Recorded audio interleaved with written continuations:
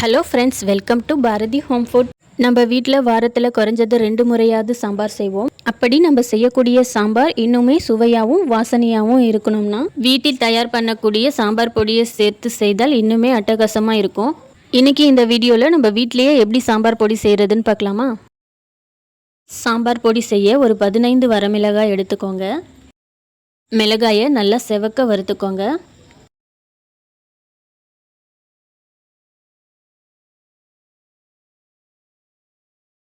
அடுத்து கருவேப்பிலை ஒரு கைப்பிடி சேர்த்துக்கோங்க. ஏற்கனவே கருவேப்பிலையை தண்ணியில் அலசிட்டு வெயிலில் நல்லா காய வச்சுருந்தேன், அதனால் லைட்டாக வறுத்துட்டா போதுமானது. இப்போது மிளகாயை கொட்டின அதே பாத்திரத்துக்கு இதையும் ட்ரான்ஸ்ஃபர் பண்ணிக்கலாம். அடுத்து ஒரு 2 டேபிள் ஸ்பூன் தனியா எடுத்திருக்கேன். இந்த தனியாவை நல்லா கலர் மாறி வாசனை வரும் அளவுக்கு வறுத்துக்கோங்க. இந்த சாம்பார் பொடிக்கு தேவையான எல்லாத்தையுமே ஸ்டவ்வை லோ ஃப்ளேம்லேயே வச்சு வறுத்துக்கோங்க.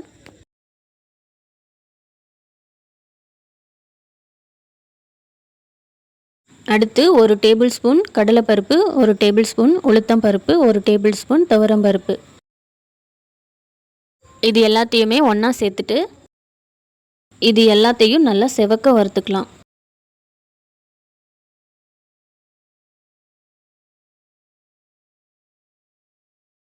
அடுத்து ஒரு டீஸ்பூன் சீரகம், ஒரு டீஸ்பூன் மிளகு, அரை டீஸ்பூன் வெந்தயம் ஒன்றா சேர்த்து வறுத்துக்கலாம்.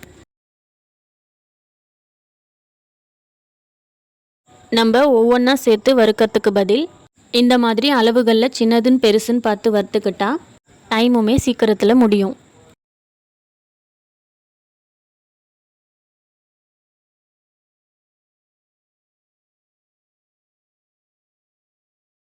அடுத்து கொஞ்சமாக எண்ணெய் சேர்த்துட்டு ஒரு பெருங்காயத்துண்டு சேர்த்து வறுத்துக்கலாம்.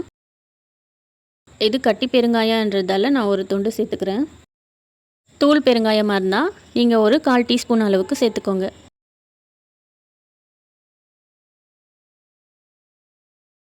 வறுத்த எல்லா பொருட்களையும் நல்லா ஆற விட்டுடுங்க. நல்லா ஆறுனதும் ஒரு மிக்சர் ஜாரில் சேர்த்துட்டு கூடவே ஒரு 1/4 டீஸ்பூன் அளவுக்கு மஞ்சள் தூள் சேர்த்துக்கோங்க. இந்த மஞ்சள் தூளை நம்ம வறுத்த வானல் சூட்டில் 2 பரட்டிட்டு கூட சேர்த்துக்கலாம்.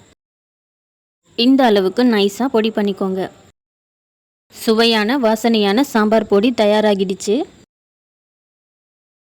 இதை ஒரு தட்டுக்கு மாற்றி நல்லா கட்டிகள் இல்லாமல் கிளறி விட்டுட்டு சூடு ஆறுனதும் இதை ஒரு ஏர்டைட் கண்டெய்னரில் போட்டு வச்சிடலாம். நம்ம எப்போல்லாம் சாம்பார் பண்ணுறோமோ அப்போ இந்த சாம்பார் பொடியை சேர்த்து சாம்பார் பண்ணிக்கலாம்.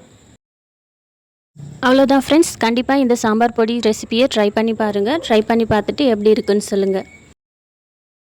இந்த வீடியோ பிடிச்சிருந்தால் லைக் பண்ணுங்கள், ஷேர் பண்ணுங்கள், பாரதி ஹோம் ஃபுட்க்கு சப்ஸ்கிரைப் பண்ணுங்கள். தேங்க்யூ, தேங்க்ஸ் ஃபார் வாட்சிங்.